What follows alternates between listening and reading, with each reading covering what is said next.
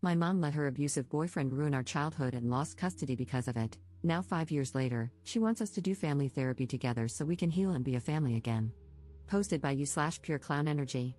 Hello all, I, 23F, am in a bit of a pickle, and currently, the majority of my family is against me.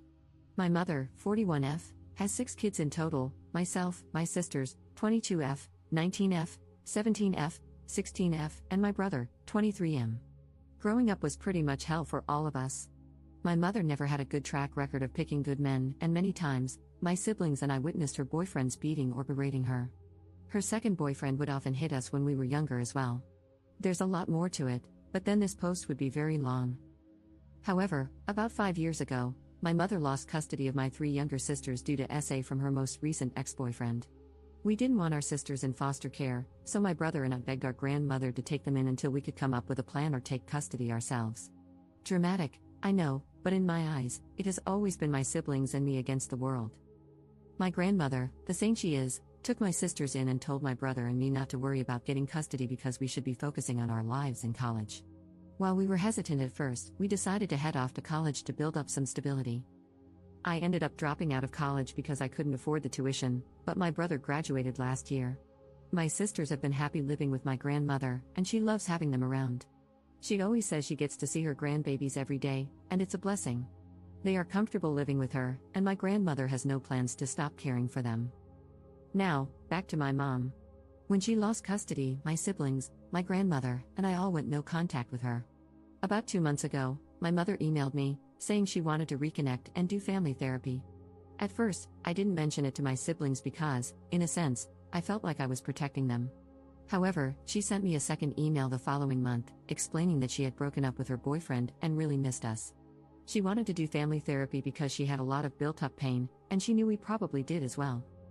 I talked to my grandmother about it, and she told me I should ask my siblings and let it be their choice.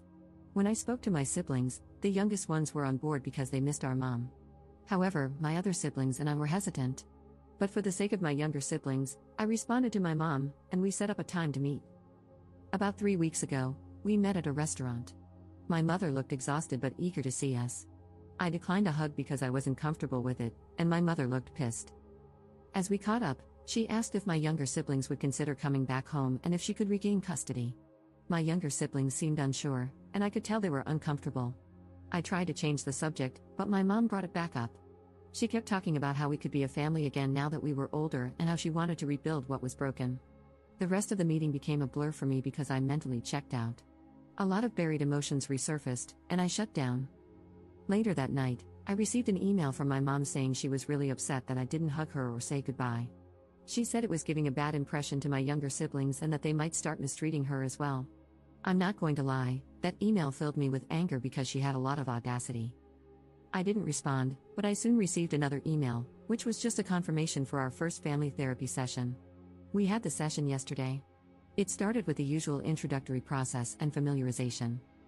Later in the session, my mom kept going on about how she did everything she could to protect us, etc. The silence from my siblings and me was loud, and the therapist asked how we felt about what she said. My other siblings stayed quiet. I wasn't planning on speaking either, but then my mom said something that made me snap. She told the therapist that I had told my siblings not to say anything because I wanted to turn them against her and that she had scheduled this session to bring us together, not tear us apart. At that moment, I lost it. I started screaming that she wasn't a good mother and that she did nothing to protect us. She constantly vented to me about her relationships and problems, which led me to internalize her issues as my own. She never protected my brother when her boyfriends beat him for trying to defend her or my sisters. She never even thought to report her ex when my sisters first came to her about the abuse they suffered at his hands. I went off about a lot of other things, but by that point, she was bawling, and so were my siblings. I told the therapist that if anyone was splitting the family up, it was her, with her stupidity, ignorance, and outright neglect. I was breathing heavily after my outburst, and looking back, I'm not proud of how I lost control.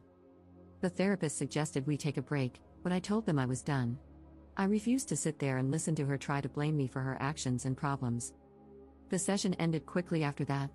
Later that night, my phone started blowing up with calls and texts from my mother's side of the family. They berated me, saying I was a horrible person for hurting my mother and making her feel terrible. They ranted about how she was trying to turn over a new leaf and rebuild a relationship with us. After all the calls and texts, I've been feeling like a crappy person for what I said to my mom. So, honestly, am I the jerk here? Up in the comments.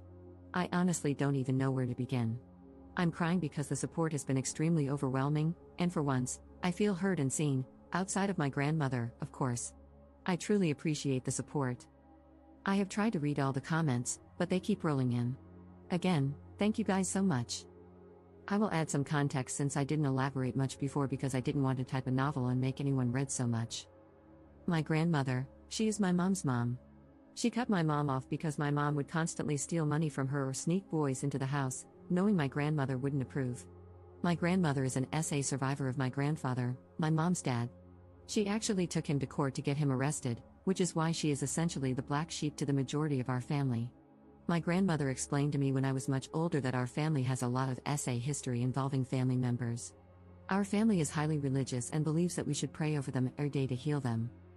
Why I felt awful, my mother is also a victim of abuse, and I felt like a hypocrite for calling her out and saying what I did, as if I wasn't taking her abuse into account. However, as many of you have mentioned, even as a victim, she still allowed the abuse to happen. I think reading that is what made me start crying. My siblings and I never got counseling because we just thought it was our fault that we experienced the abuse. In our past conversations, we often try to carry the burden of not protecting our mom more.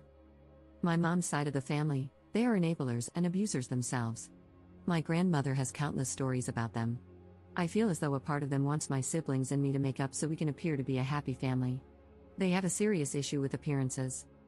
My siblings, my brother is the real star of the show, honestly. Before we even made it to the first session, he told my youngest sister that our mom would probably say a lot of things, but if she wasn't ready to talk or if she wanted solo therapy, he would pay for it in full. After the session, she decided to go for it because she has a lot of complicated feelings about our mom. My other sisters are still emotionally distraught. They thanked me for speaking the truth and saying what needed to be said. They said they couldn't say anything because they didn't know how to word it. Like me, they didn't want to be cruel. I truly appreciate all of the comments and the reassurance. I sent my grandmother the post, and she said all of you guys are rock stars and that the majority of you are right, that my mother is a C&T. If you guys have any more questions, please feel free to ask. This has been a huge step for me in getting my own therapy because I let a lot of this build up over the years. My tangent to my mom went on for a few minutes before I had to stop because I was so pissed. Update 1 day later. Hey all, update for those who wanted it. Also, heavy abuse trigger warning because I will get emotional and vent a bit later on in this update. If you are a childhood abuse survivor, I wouldn't recommend reading past this since it could possibly be triggering. My siblings and I have decided to go no contact with our mother for good. It was a hard conversation this morning, and I felt like a jerk again. I felt like my outburst persuaded them to make that decision so I wouldn't be upset with them. Yet they reassured me throughout the whole conversation that they didn't like that she didn't even apologize, even when she had the opportunity to. My siblings and I are still struggling with the fact that she won't change, and she probably never will. The driving force for it was the email I got from my mother at 4 a.m. today. I copied and pasted it here. Dear Juju, my nickname when I was younger, I am truly hurt and devastated that you went public with a private matter. Your Auntie May showed me your Reddit post, and yet you continue to try to villainize me. I was going to explain myself further in therapy, but I'm in a new relationship now with a very loving man. He was the main one who encouraged me to extend an olive branch to you all. I was going to surprise you and your siblings in therapy. However, you ruined it. I stayed my distance from you all because, after losing your sisters, it made me realize I couldn't even look at myself in the mirror anymore. It made me realize how much of a worthless piece of crap I was.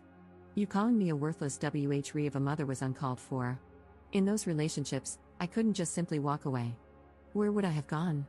What about you guys? Do you not think it ate me up inside every time you cried?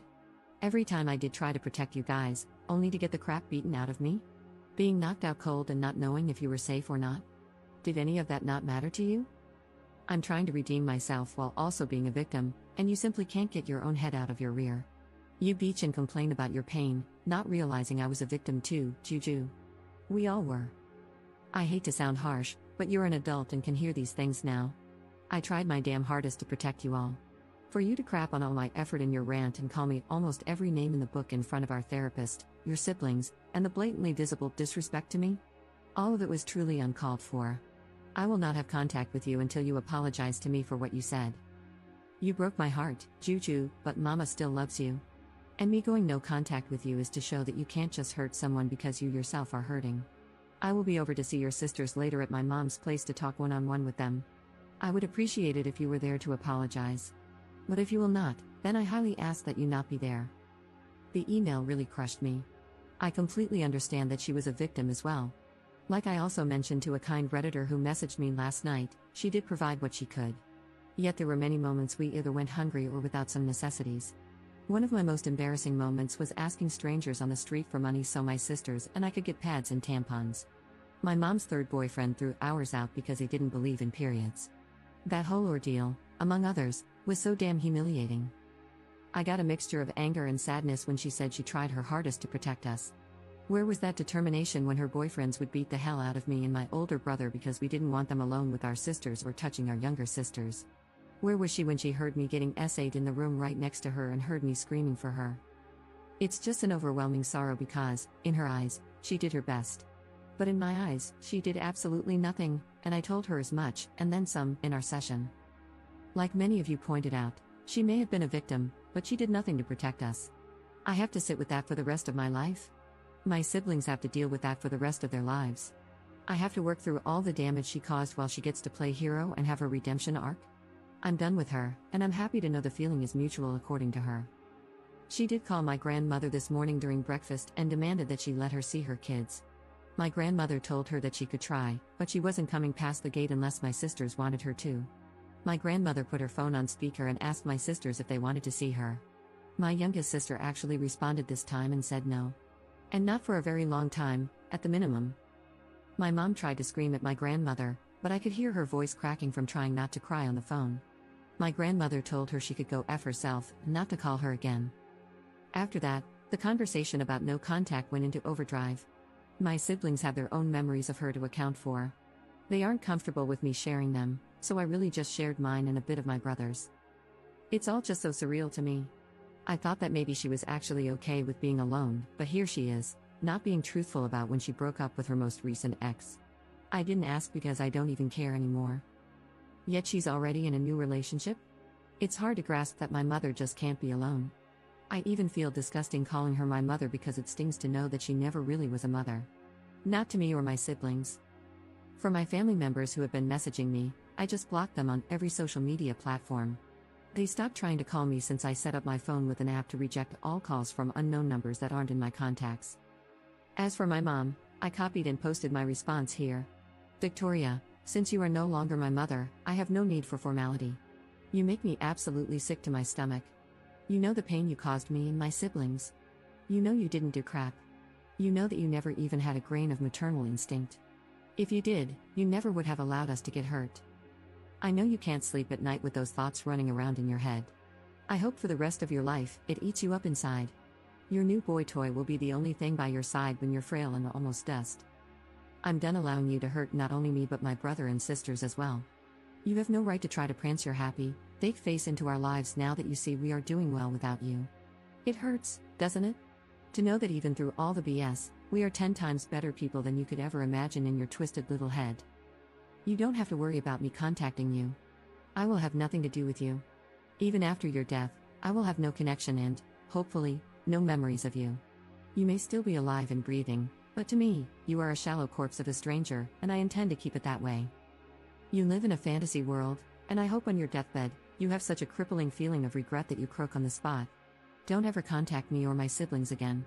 My brother wants you to know he'll spit on your grave if he ever finds out you died, so sleep well with that, you effing beach. I'm not too proud of my response, but at this point, she is dead to me. She should have been a long time ago, but it felt so good to get that pain from the most internal part of my chest. I'm pretty sure she won't put up a fight since my words hurt her so much. If she does and her antics are crazy enough, I'll update again. However, for now, I'm taking a well-deserved break and signing myself up for therapy. I realize I have a lot of anger and resentment built up that I need to work through correctly and positively. Thank you all for the support and kind messages. I will be posting some of them on a vision board to help me through therapy. Thank you, Reddit, so much for being here in a time of need for a stranger. Love you all.